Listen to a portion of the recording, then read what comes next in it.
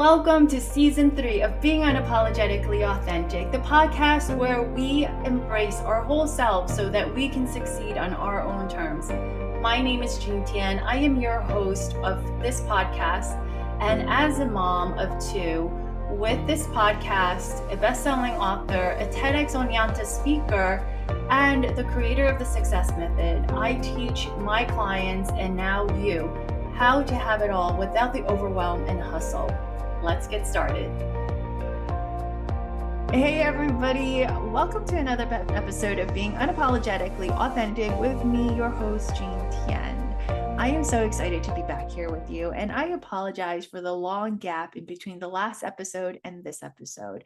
I explain more of why there's a gap at a future episode, but in the meantime, I thought that I wanted to talk more about expectations for this one because it's a little bit more time sensitive. So in my life, what I've started to realize is that the expectations that I have feed into my need for control over the life of myself and others and the situations around me. And what happens with that is that these expectations feed into these negative experiences that I have because as I am quickly learning, we rarely have control over others around us and also over the situations that we find ourselves in. The only control that we really have is how we react or respond to a particular fact pattern that's being thrown at us. And that really is the only level of control that we have in any given situation. And what I say with this is that our expectations of who we should be, who we are, or of others and how they should be or who they are, throw us into this huge, I'll call it this huge mind duck. And if you guys know anything about autocorrect, duck is never supposed to be duck, right? So it throws us into this huge situation, and we find ourselves as self-designated victims or self-imposed victims is what I'll say.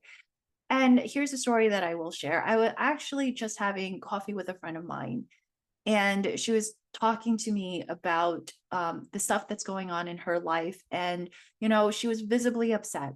She was sharing with me about her family situation, about her in-law situation, and also in terms of, kind of her feelings around it. And I absolutely felt horrible, like in terms of how she was feeling because she was visibly upset.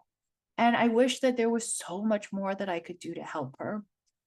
But one thing that really came across too was that her expectations of how everybody's role should be within her family, as well as expectations of us and how of her and how it's impacting her in her situation, has really confined her to this little space in her life where she feels that it's imperfect and that it's stuck.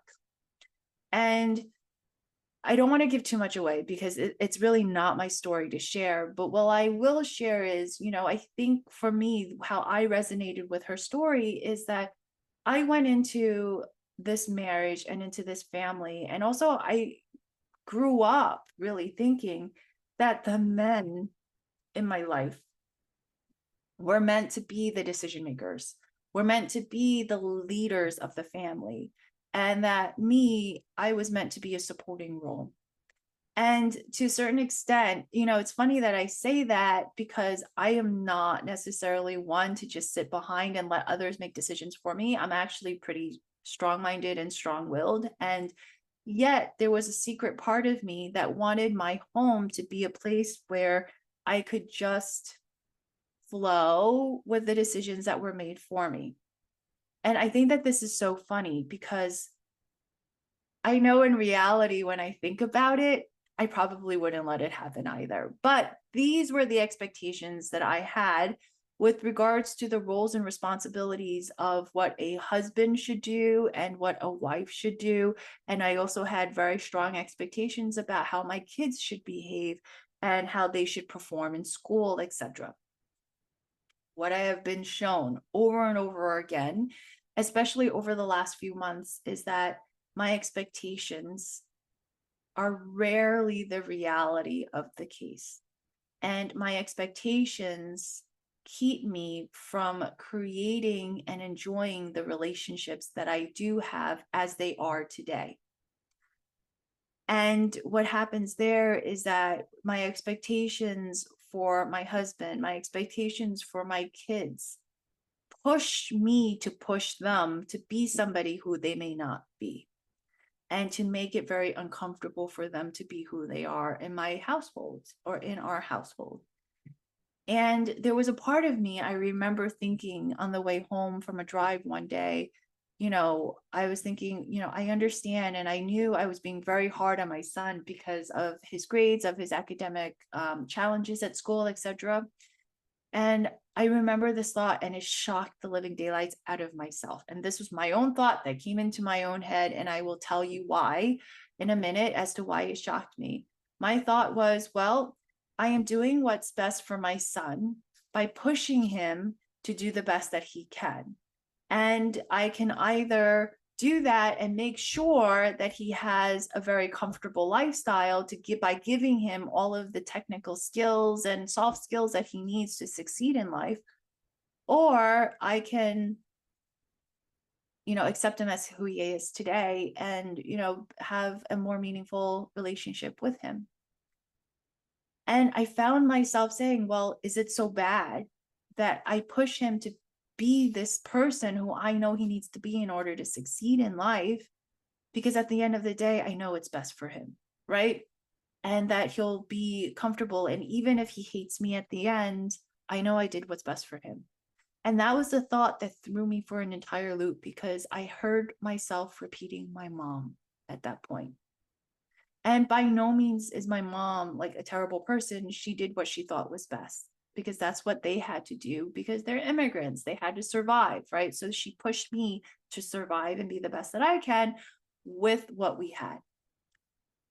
And when I looked at it today, I was like, oh my gosh. My expectations of him was pushing him further away from me. And I was getting comfortable with that because the means justified the end. Or the end justified the means, sorry. And I was like, but does it really?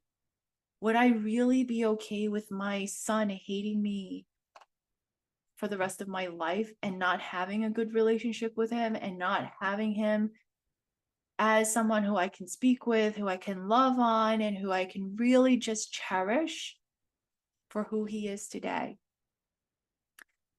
And in recognizing that by cherishing who he is today, I can actually provide him with the skills and the tools and all the emotional support that he needs to really be able to, quite frankly, maybe even get to the same place, if not further, than if I were to push him and to give him the low self-esteem and whatever the insecurities and the childhood trauma that we hear so much about.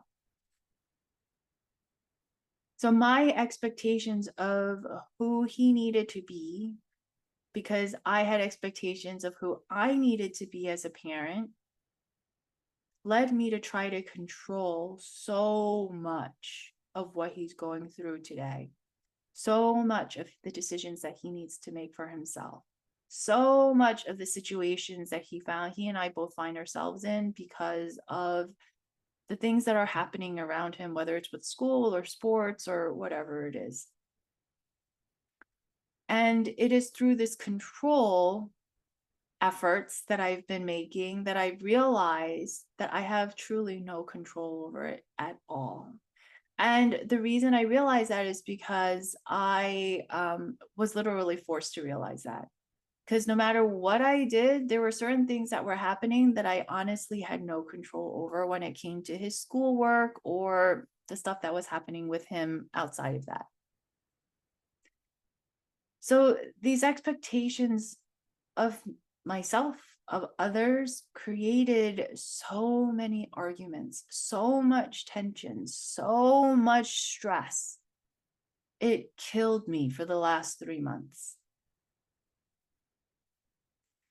And I'm sharing this with you because the question for you is, to reflect on where in your life are your expectations running the show?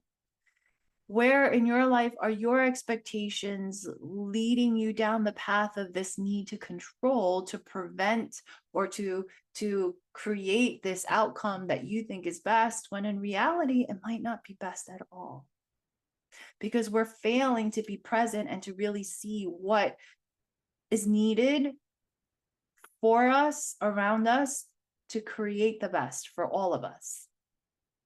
And I say this too because, like, I'll share with you my husband as well, is that, as I had said before, I came into kind of this role that I find myself in as mom and wife, that I play a supporting role and he gets to decide and whatever, whatever. These were my expectations. And when they didn't happen, I refused to step into that role. And I know it. I knew I did. But my refusal to step into that role created more destruction within the family than it was productive. And so it's by recognizing that I had these expectations and understanding where and why and what they were all about, that I can then start to look at, okay, well then, if I had these expectations, how do I remove them? Are they still, are they aligned with me? How do I remove them if they're not? And, what is really happening when I keep them? Right. And am I willing to try something different by letting go of these expectations so that I can then reevaluate what it is that is best for myself, for my relationships, and for the family as a whole? And I will say that this is, I think, very similar for all of us in terms of the roles that we play. And I can say this for, like, let's say, for example, even if you take it out of the home situation, I have so many conversations with colleagues like, oh, our manager is not, supportive. Our manager is not managing. Our manager is not, thinking for the broader good of the team. But why do we have these expectations that that's what they're supposed to do? Have they ever said it? Have they ever agreed to this? Or is it just something that we were taught should happen, but in reality, how much of it actually happens? And if it doesn't happen, what does that mean for us? Right? Do we sit here and complain because our expectations aren't being met? Or do we go out there and we create something different for ourselves? Because we understand that, maybe our manager just doesn't have the skill set necessary to be the best manager that we need them to be, right? And then if that's the case, then how can we best support ourselves at work? And how do we work around who they are? And I don't want to call it insufficiencies because that's my expectations talking, but I'll say in terms of recognizing who they are and the areas where they are not meeting our expectations, how can we be that gap filler between the two? And I think when we start to really look at that, we can then learn to work with what we have so that we can move forward rather than stay stuck and keep running against the wall and saying, well, why doesn't this happen? And what happens is essentially we stop blaming others and we start to blame ourselves, because then we start to wonder, well, maybe it's us, maybe it's our problem. And quite frankly, it is, because we're the ones who have these expectations. So, on that note, I want to invite you guys to think about, where in your life are the expectations running the show? Where in your life are you expecting things to happen? And if they're not, that's influencing your ability to succeed. And so until next time, friends. Oh, and whatever you get, please share with me, because I love to hear your different feedback, your experiences. And if you ever want to reach out and ask a question, feel free to do that. And I'll talk to you soon. Bye, guys.